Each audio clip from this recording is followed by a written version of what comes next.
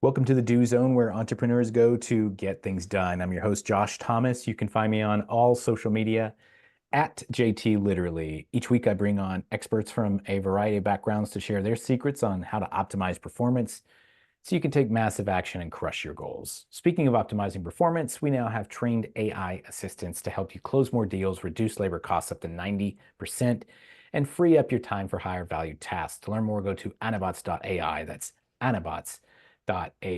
Today's guest is Katrina Friel, an international keynote speaker, award-winning author, and business mentor with over 25 years of experience. She has honed her expertise in personal and professional development, offering a practical and pragmatic approach that has been described as dynamic, spirited, and empathic, known for her ability to challenge behaviors, beliefs, and thinking.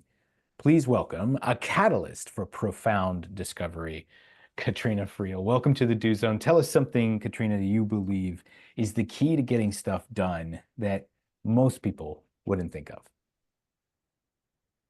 Well, I reckon that the hustle culture didn't really work. And all it did was left us with a bit of burnout, anxiety, depression is rife. Everyone is self-medicating, and it's pretty tough on entrepreneurs. So I myself, got burnt out twice before I was 25. So I'm 55 now, and I would not have survived if I didn't make really serious changes around how I thought about overworking, work ethic, and what you're willing to do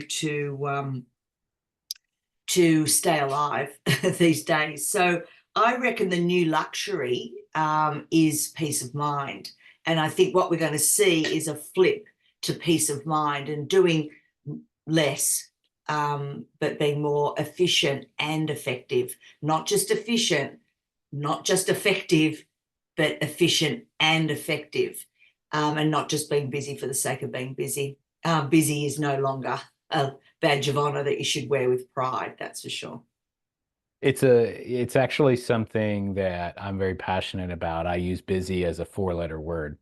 Yeah, it's rude, isn't Yeah. it? And in fact, I am so passionate about that word that you can go into your phone and you can do this thing called text replacement.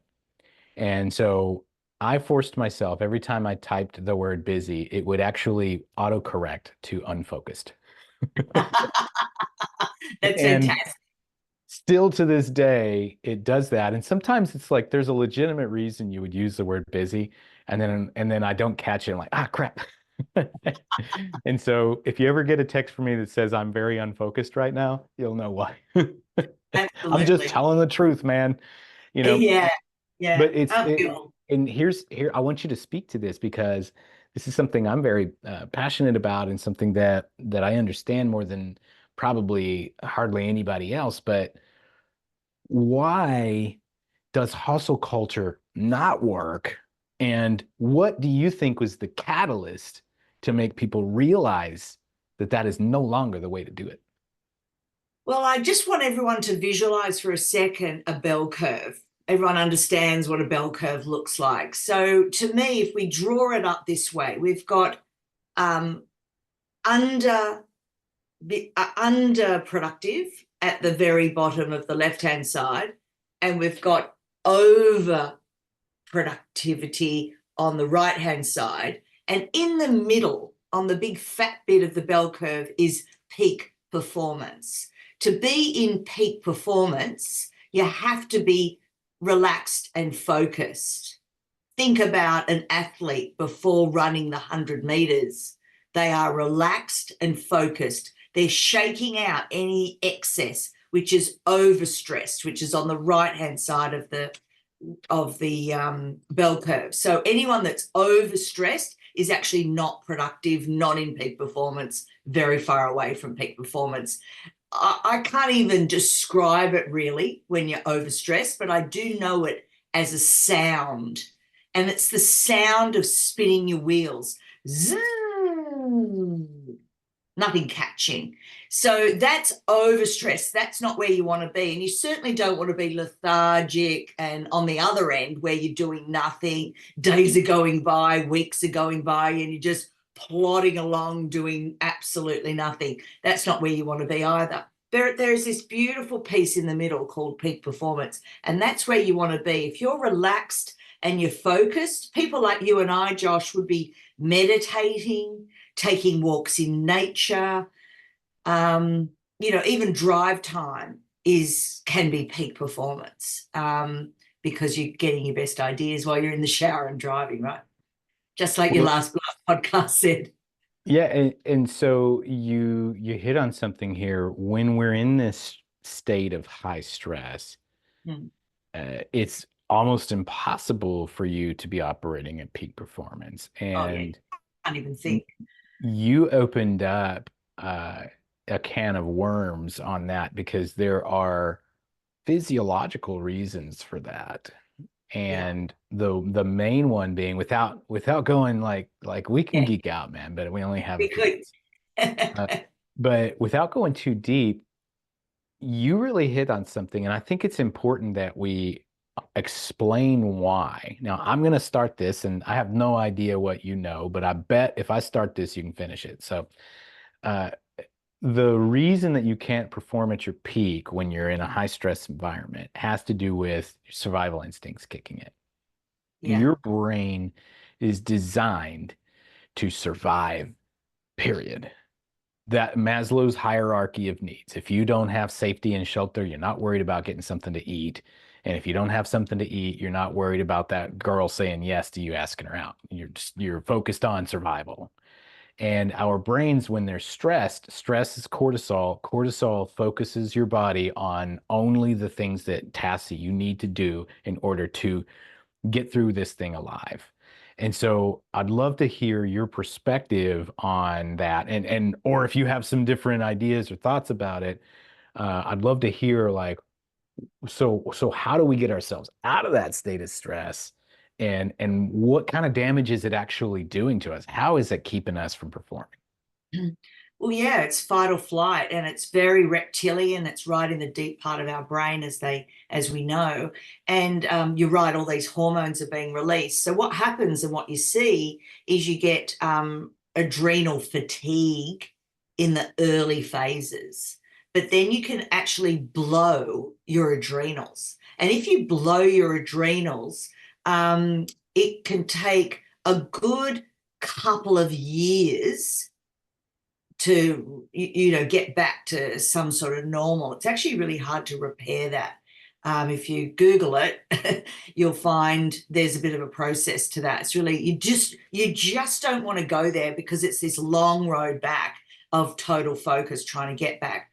So you don't want to do that. And what we've found is people are blowing their adrenals.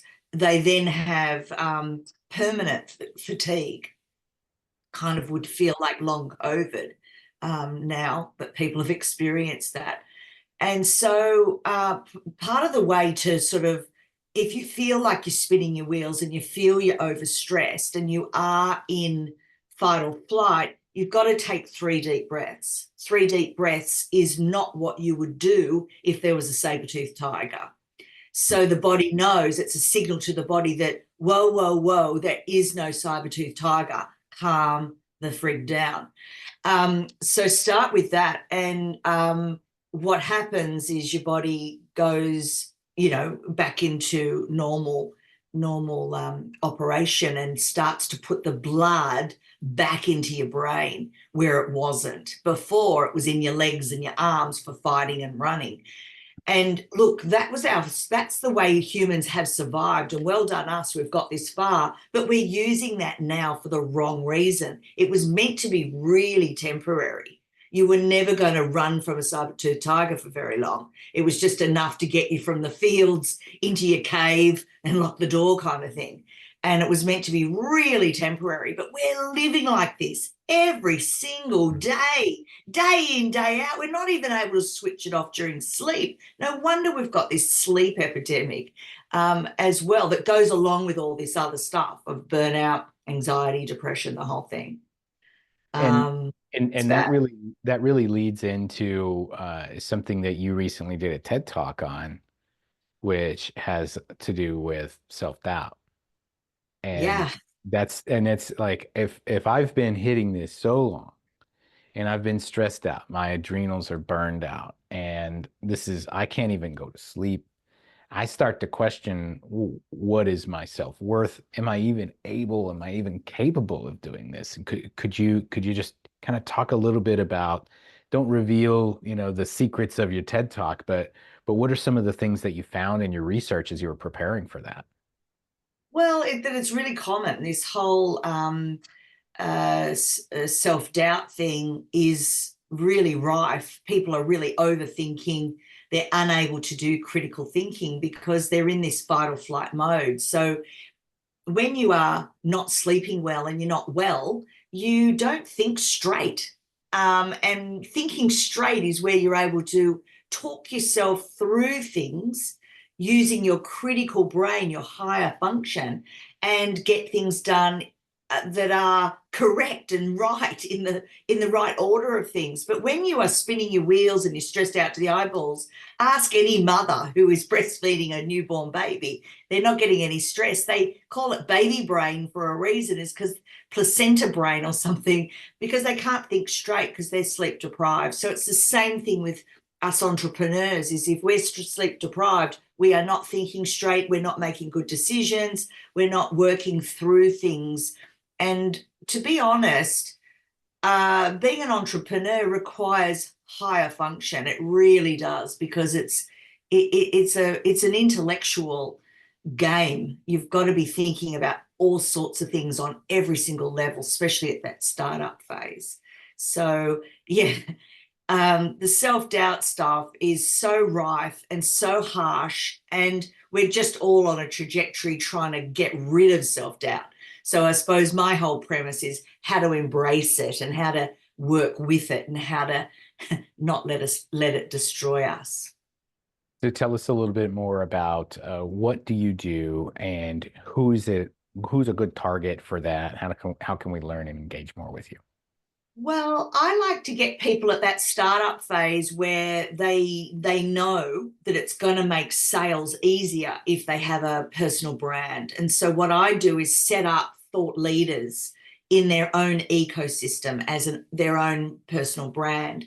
And I believe that there's 7 streams of income that they can be tapping into. The first one we do is we work on their book, then we work on their keynote or their TED talk, then we create a signature program that rolls out into training, coaching, mentoring, facilitating, and then that final one, consulting. So we set that 7 streams of income up, all based on their philosophy of a life. And, just my gift is able to bring that out of them. They may not even know they have a philosophy, but I soon show them that they do. And then in the program, we actually pull it out of you and turn it into these 7 streams of income.